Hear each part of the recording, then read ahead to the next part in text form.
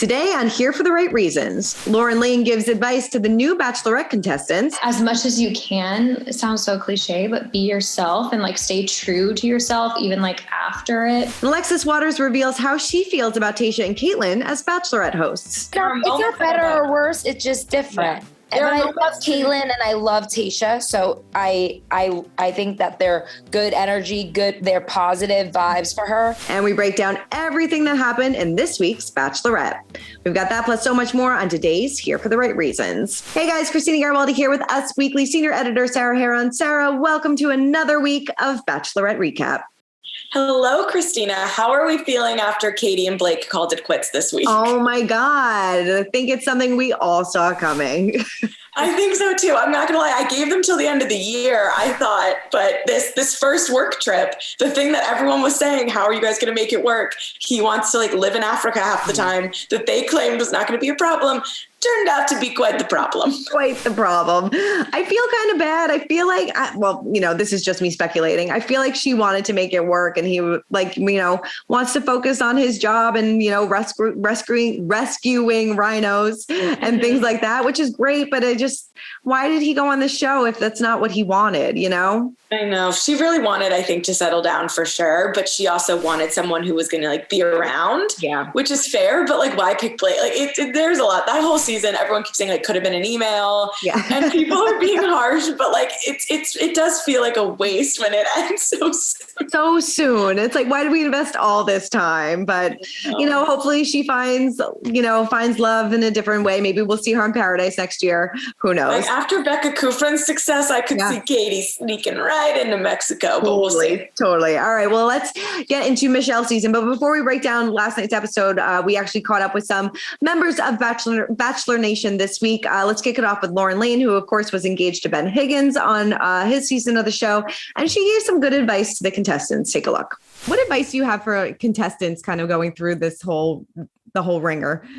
Oh gosh. I feel like just as much as you can, it sounds so cliche, but be yourself and stay true to yourself, even after it, because it is such a whirlwind and it's so, I'm assuming new for most people. I had never been on TV or had a camera in my face or been mic'd up or anything like that. So as much as you can, just stay true to who you are, would be, I guess, my advice. I don't know. Honestly, I feel like I was such a deer in headlights the whole entire experience. So I'm the worst person to ask, but I feel like I stuck true to who I was for the most part. Totally. Is it nice that everybody from your season, or for the most part, has found love and, found families and success and things like that? Yes. I'm so happy. It is so nice to see, especially a lot of the girls that I was close with, find love and get engaged and all that stuff. So it all works out, It all works out in the end. It definitely does.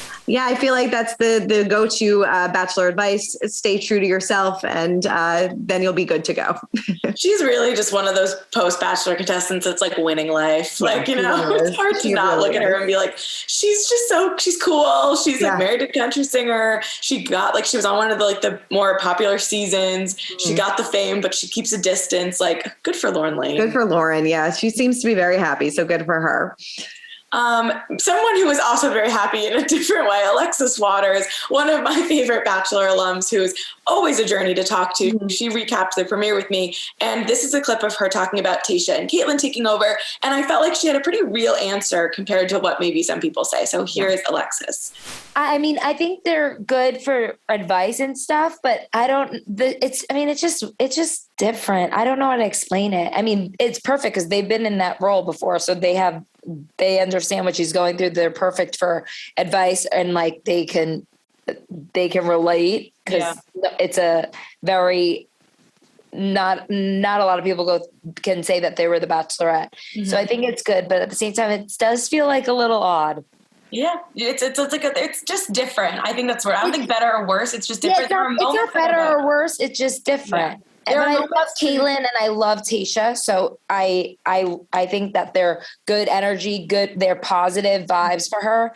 And when you're a girl, you want your girls, especially when you have 30 sausages coming at you, you want to have some girls. Mm-hmm. So I think it's a good it's a good thing to have, but I think we need a host. Maybe that's going to be Jesse Palmer. Oh yeah.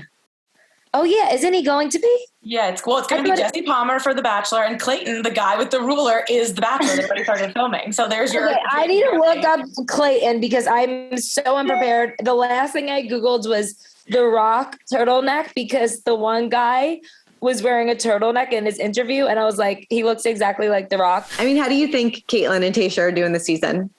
I think it's better a little bit, but it is different. I think to Alexis's point, it's different, not in necessarily bad way, but I think Tayshia, especially in this episode, seemed to be guiding Michelle in a way that she needed. So that's always, I love seeing that. The fake brunch in bed scenes always, I'm like, this is so kind of silly. But in the moments of actual drama and contention and towards the end of the episode, I think Tayshia is the person who should be there for her the same way we had Caitlin very much there for Katie during her breakdown. Those are real moments that I appreciate.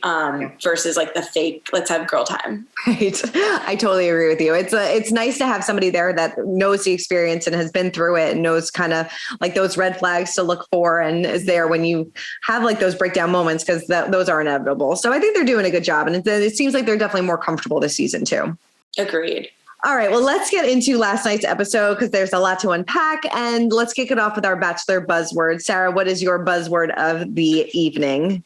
Okay, my buzzword was downfall, just because I don't know if I've seen a contestant, I'm sure it's happened, but in recent memory of Jamie to go from the first half of the episode, the world, the internet, the viewers just loving him. I mean, that story about his mom was so heartbreaking and it was just, it was horrible and you don't wish that on anyone, to then with a rose start stirring the pot. I mean, what was this guy doing? I don't know, but from the second half of the episode, I'm like, no, don't do it. Don't do it. I liked you so much. Please don't do it. I don't want you to I can't remember the last time in one episode someone was so beloved and so quick within 40 minutes. It was just a downfall. It was such a downfall. And and I think even last week, I think I gave him my rose last week because I was like, oh, he has a good vibe to him. I really like him. I think he's going to be a standout contestant, but now you're a standout for all the wrong reasons. Oh, damn.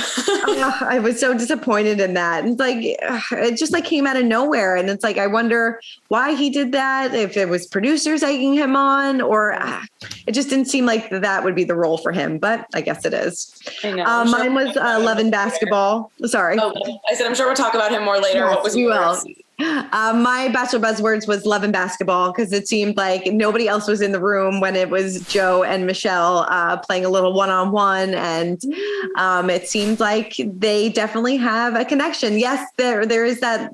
Should she trust him because of the whole ghosting situation? But it definitely seems like he could be a front runner. Yeah. I mean, who are you shipping this week? Is it Joe and Michelle? It's totally Joe and Michelle. I really think that she kind of has hearts for eyes when it comes to him. And, but I don't know. Do you still trust him? I'm more I feel like I'm holding the grudge and I'm like, you guys, he ghosted her. Why is he here? Because I totally see it in the room too. I mean, that basketball, when they were kind of playing one-on-one, I almost felt bad for everybody else there because it really was just go home and they put it feels like they're setting up for Joe to have success because he, got the MVP, even though his team lost, he got to go to the one-on-one time. A basketball date in general, obviously was perfect for him and they connected. Seeing the phone call he got from his mom about his basketball coach dying, that was obviously sad and I sympathize, but we didn't really need to see that. It didn't play that much into the rest of the episode. So I think they included that for a reason. It seems like ABC is shipping Joe and Michelle as well. And there is part of me that sees it, but then another part of me, I feel like I always go back to, he ghosted her. He wants her now that she's Bachelorette, but he's super cute. So he has to prove himself a little bit to me, but I get it. Yeah, I totally get it. I think I said last week, on paper, this relationship totally makes sense. But we'll see if maybe the ulterior motives of why he came on the show, maybe that will emerge later on. But as for right now, he seems to be a front runner. Yeah. For sure. How about you? Okay, Rick, the guy who was in the table last week. Oh, that's right. Yes. Yes. He, I thought, was so great this episode. And he seemed to have like the good amount of effort of caring when she was with other people because he's a little jealous, but also taking advantage of his time. They seem to have a good connection. They did a little making out. I think he's solid. I think he's underrated. And I think he's going to like slide in there. So I'm rooting for Rick and Michelle. I liked him. He was the one that did the Mad Libs. Yes. Okay. Yes. It's so hard this point in the season because there's so many different guys, but I did appreciate that. I thought it was creative. I thought it was cute, and it was a slick way to get a kiss in there. So I liked it. I appreciated it. The only thing that was weird was that he like had them pre-planned, but other than that, it was great. That is true. All right. Well, obviously the show is all about a good one-liner, and we had some good ones last night. Mine was when Peter and Will were having that fight, and Will says, "What else do you have to offer besides a slice, bro?" That was great. That was a good one. That was just pure entertainment. That whole fight was ridiculous. But great line. Mine was just Peter wrong, because I loved that the one little girl just kept yelling that Peter was wrong during the math and spelling competition. Those kids were pretty funny. And it made me laugh that they were saying, like, if I was on the date, I would want to be hiding in the back and hope that the kids don't notice me. Like, I think one of the guys said that, and it was cracking me up that she just kept calling out Peter. Yeah, that little girl was adorable. I feel like they should bring them back a little bit. I'm sure they will bring them back a little bit more throughout the season. It was a cute moment. Thirst. A lot of thirst this week. A lot of thirst. I mean, I guess Jamie making up that Joe rumor to kind of get ahead a little bit more. I mean, we talked a little bit about it at the top, but I just don't see what the point was. Like you said, he had the rose already. He, had this really special and touching moment with Michelle about his family, and he opened up, and, we really felt for him. And then to kind of just do a whole 180, it just didn't really make any sense. And even the guys were surprised because they were like, we weren't talking about this in the house. Like, where did this come from? So I would love to know where Jamie got this idea that they had spoken beforehand too. Right. Like, was he walking around the house telling everyone that he heard they were talking beforehand? Right. So then like someone would be like, oh, that's weird. And like, he was kind of starting the chatter that he called it later, trying to downplay it. But yeah, it was so strange. He obviously was the one who was bringing it up to Michelle and probably in conversation. So then he tried to blame it on the house. The guys did a horrible job of explaining that when she was brought it up. I know they were confused, but one of them should have been like, what are you talking about? Right. And that night could have gone a little differently versus like just staring at her. And then because I totally get why she then felt insecure and weird. But also I just wonder, like, did his friend really see Michelle walking in all booed up, or like, did he make all this up to the producer, tip him off? Like, look into him, Joe, he's from Minnesota. Their connection's going strong. Right. Did he really hear this? Like, I don't trust him as far as I can throw him. No, I don't either. And it was weird. I would almost put that as my cringe moment where like none of the guys like said anything during that moment. You would think in a room of like 25 people that somebody would be like, what's going on? We're really confused. Explain this a little bit. Or Joe, why don't you explain what happened? Right. And, or even one of the guys, why didn't one of the guys be like, Jamie, you said this? Like, it was, I don't know. It was weird.